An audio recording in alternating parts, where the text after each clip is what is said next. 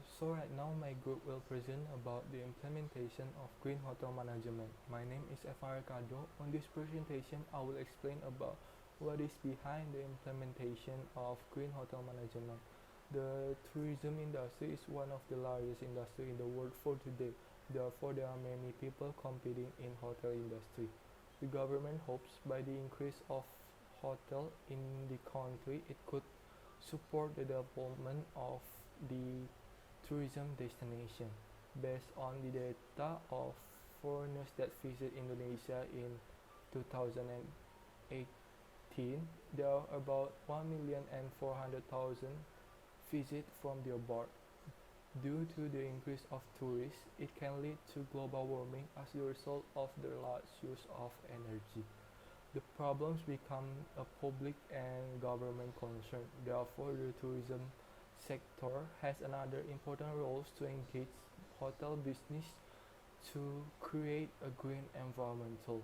Indonesian Ministry of Tourism wrote a book about the guidelines for implementing green management in hotel industry so that hotel can manage the use of gas and the other energy emissions, and also it could help to reduce the occurrence of global warming. Singapore, a country that known as the green city because of their concern for the surrounding environment. That's the reason why my groups want to analyze the implementation that carried out by one of the most famous hotel in Singapore by the name of Marina Bay Sands. Marina Bay Sands is also known to have been awarded with one Green Mark Gold on 2012 and two Green Mark Platinum on 2015 and 18 by the Building and Construction Authorities in Singapore. The next presentation will present by one of my friends. Latar belakang implementasi Green Hotel Management di Hotel Marina Bay Sands. Pihak manajemen Hotel Marina Bay Sands sudah berhasil dalam melakukan renovasi dan pengembangan bangunan yang lebih ramah lingkungan, ditambah dengan teknologi-teknologi yang digunakan yang mendukung efisiensi energi. Segala material yang digunakan dalam merenovasi dan pengembangan bangunan ini dapat didaur ulang kembali dan digunakan kembali suatu saat nanti, sehingga segalanya tidak ada yang dibuang sia-sia. Keberhasilan dari program ini ditandai dengan banyaknya penghargaan yang diterima oleh Hotel Marina Bay Sands, baik dari luar maupun dalam negeri, dan sertifikasi ramah lingkungan. Perkenalkan, nama saya Michael Angelis.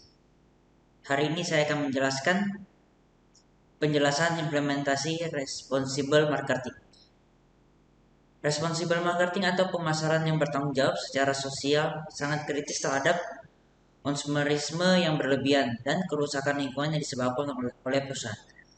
Hal ini didasarkan pada gagasan bahwa penawaran pada pasar tidak hanya berorientasi pada keuntungan, tetapi juga harus memperkuat nilai-nilai sosial dan etika untuk kepentingan warga negara.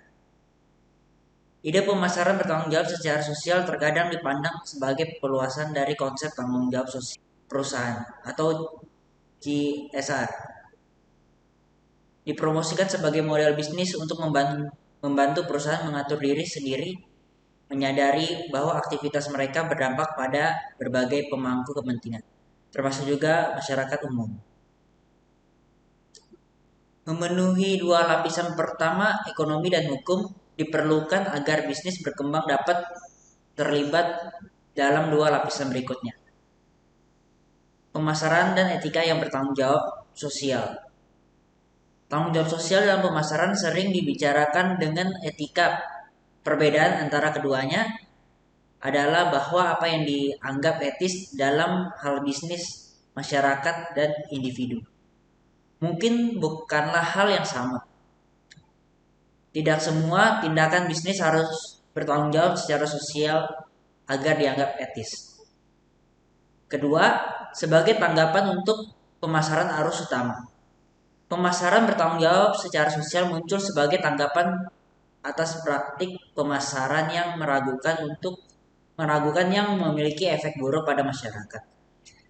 Kritik ekonomi utama yang diterima oleh sistem pemasaran swasta konvensional adalah sebagai berikut. Strategi pemasaran harus untuk pada harga tinggi. Yang kedua, pemasaran kontemporer sangat bergantung pada iklan dan promosi yang agresif. Untuk mengimbangi biaya, perusahaan mengenakan harga tinggi melalui markup yang berlebihan. Yang ketiga, diferensiasi produk adalah salah satu alat pemasaran yang paling umum digunakan. Namun hal ini tidak hanya menciptakan nilai psikologis buatan yang melekat pada merek dengan harga yang lebih tinggi, tetapi juga menimbulkan kekhawatiran lingkungan tentang pengemasan. Dengan demikian, pemasaran yang bertanggung jawab secara sosial menolak semua praktik pemasaran yang menipu dalam penempatan harga, promosi, dan pengemasan meskipun secara teknis tampak legal. Dalam beberapa contoh, makanan juga berperan sebagai media bagi penyelenggara dan menceritakan kisah yang sejalan dengan nilai perusahaan, terutama di bidang berkelanjutan. Sebagai resort terbuka di bidang berkelanjutan, resort terintegrasi tersebut memiliki visi yang sama dengan klien-klien. Pertama kalinya, Marina Bay Sands melakukan upaya untuk meningkatkan standar makanan berkelanjutan dengan menemukan ramah bumi untuk acara tersebut, dengan menyajikan harvest menu yang lebih ramah lingkungan, yang menawarkan makanan dari sumber lokal dan pilihan minuman untuk mengurangi jarak tempuh transportasi makanan atau food miles. Marina Bay Sands menciptakan konsep menu yang terbuat dari produk-produk ramah lingkungan bersertifikat. Proses kolaboratif yang dilaksanakan selama 6 bulan antara Marina Bay Sands dan Schneider menghasilkan menu yang sepenuhnya dan menghadirkan bahan-bahan bersertifikat organik, fair trade, dan Rainforest Alliance diproduksi secara bertanggung jawab. Menu terkenal meliputi item yang bersertifikat seperti biji kopi bersertifikat Rainforest Alliance, salah satu beras paling ramah lingkungan di dunia, yang bersertifikat oleh The Sustainable Rice Platform yang dibentuk oleh International Rice Research Institute (PBB), serta produk organik lain seperti daging, anggur, mentega, telur, dan sayuran. Terima kasih. Hasil yang didapatkan dari responsible consumer ini sangat berpengaruh besar terhadap efisiensi energi. Marina Bay Sands mengklaim dapat mengurangi penggunaan energi sebanyak 1,25%, penggunaan air sebesar 6%, dan mengurangi jumlah sampah yang dibuang ke tempat pembuangan akhir sampah sebesar 10%. Hai teman-teman, perkenalkan nama saya Tamara Kathleen. Saya akan menjelaskan tentang responsible consumer. Jadi responsible consumer adalah konsumen ramah lingkungan, adalah konsumen yang lebih memilih produk yang tidak akan membahayakan manusia atau merusak lingkungan. Sedangkan istilah konsumerisme ramah lingkungan dipahami sebagai konsep yang lebih luas daripada konsumen ramah lingkungan. Konsumerisme ramah lingkungan mencakup kesadaran sosial yang lebih luas tentang perilaku konsumen ramah lingkungan, di mana konsumen ramah lingkungan adalah pendorong utama konsumerisme hijau. Saya juga akan menjelaskan tentang bagaimana Marina Bay Sands mendukung responsible consumerism ini. Jadi Marina Bay Sands memiliki program pendidikan di seluruh perusahaan untuk meningkatkan kesadaran akan keberlanjutan dan mendorong perilaku ramah lingkungan. Diluncurkan pada Februari 2012, program ini mencakup tantangan pengurangan kertas, penggerakan daur ulang, kampanye mematikan lampu, dan tips rumahan untuk praktik ramah hemat energi. Dalam upaya daur ulang kertas baru-baru ini, pada Juli 2013 kami melihat 910 anggota tim berpartisipasi yang menghasilkan 1920 liter kertas yang didaur ulang. Ini setara dengan hampir 40 pohon yang ditebang. Marina Bay Sands juga berpartisipasi dalam Earth Hour, acara tahunan sedunia yang diselenggarakan oleh World Wide Fund for Nature atau WWF. Kampanye tersebut mendorong konsumen dari seluruh dunia untuk mematikan lampu yang tidak penting selama 1 jam. Komitmen Marina Bay Sands melampaui Earth Hour 2013. 20 pengecer bergabung dengan Marina Bay Sands dalam mematikan fasad yang tidak penting dan pencahayaan luar ruangan selama Earth Hour 2013. 20 vendor bergabung dengan Marina Bay Sands dalam meningkatkan AC sebesar 1 derajat Celcius selama Earth Hour 2013 per September 2013. Marina Bay Sands menginspirasi lebih dari 2.000 anggota tim untuk memenuhi tantangan yang diajukan oleh 33 eksekutif senior. Tantangannya berkisar dari mengurangi konsumen energi, pemborosan makanan, hingga menggunakan transportasi umum untuk bekerja. Marina Bay Sands juga akan terus mematikan semua pencahayaan fasad yang tidak penting pada hari Selasa pertama setiap bulan selama 1 jam, serta menaikkan AC sebesar 1 derajat Celcius di kantor belakang rumah kami dan berbagai area publik. Kepemimpinan dalam energi dan desain lingkungan LED bangunan hijau. Sekian, itu saja penjelasan dari saya. Terima kasih. Selanjutnya saya akan menambahkan mengenai implementasi responsible marketing yang dilakukan oleh pihak manajemen Hotel Marina Bay Sands Singapura. Pihak hotel menambahkan satu saluran khusus ke dalam TV setiap kamar para pengunjung, di mana saluran itu berisi tentang ajakan untuk melakukan gerakan go green, hemat listrik, air, dan energi lainnya, dan kegiatan CSR yang dilakukan oleh pihak hotel. Yang kedua, di dalam hotel Marina Bay Sands Singapura terdapat restoran yang bernama Restoran Rice. Itu menggunakan bahan-bahan atau bumbu-bumbu yang ditanam sendiri di area hotel. Tujuannya untuk meningkatkan penghijauan di area hotel serta menghemat biaya yang dikeluarkan untuk membeli bahan-bahan tersebut. Dan selanjutnya saya akan membahas tentang sustainable supply chain dan green financing, dan juga bagaimana Marina Bay Sands menerapkan dua hal tersebut. Untuk yang pertama, definisi. Sustainable supply chain merupakan pengelolaan lingkungan, ekonomi, dan sosial, dan menggalakkan praktik tata kelola secara baik untuk seluruh siklus barang dan jasa. Dan tujuan dari program tersebut adalah untuk menciptakan, melindungi, dan meningkatkan nilai lingkungan, ekonomi, dan sosial jangka panjang dari semua pemangku kepentingan yang terlibat untuk membawa produk serta layanan ke dalam pasar. Sedangkan green financing adalah sebuah konsep keuangan hijau untuk menciptakan dan mendistribusikan produk serta layanan keuangan untuk mendorong investasi ramah lingkungan dan pembangunan keberlanjutan. Dan tujuan dari program tersebut adalah untuk mencapai keunggulan industri, sosial, dan ekonomi dalam rangka mengurangi ancaman pemanasan global serta permasalahan lingkungan hidup dan sosial lainnya.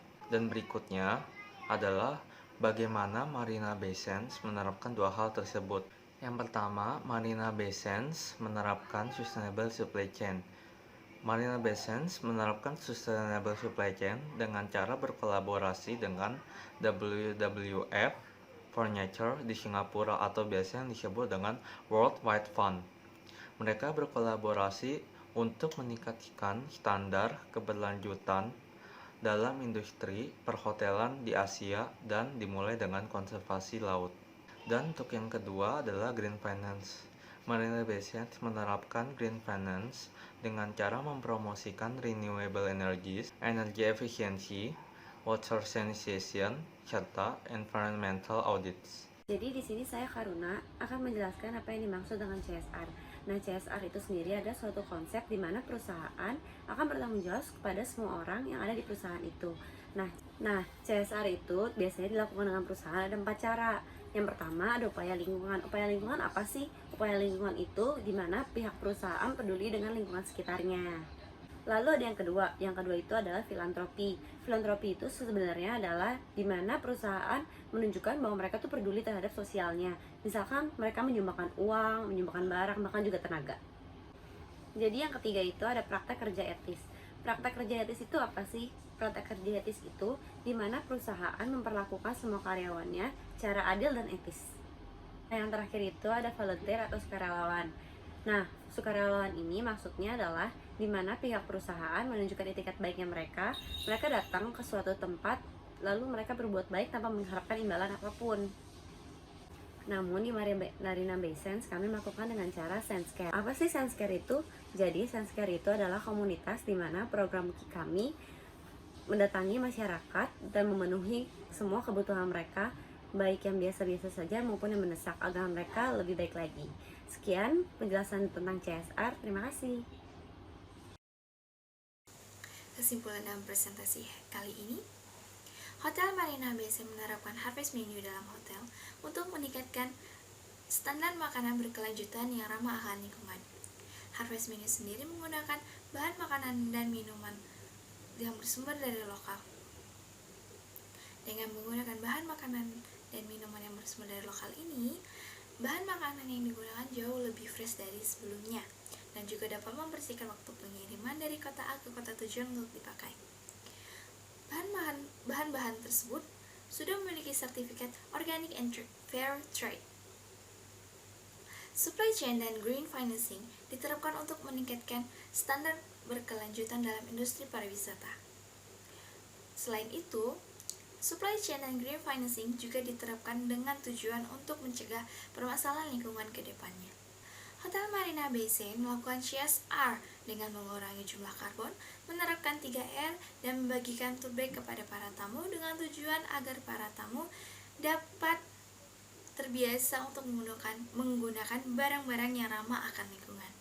Selain itu, Hotel Marina Bay Sands juga menyumbangkan dana, barang, pelayanan kepada orang yang membutuhkan. Hal-hal tersebut juga dapat disalurkan melalui organisasi nirlaba. Sekian presentasi dari kami ucapkan terima kasih.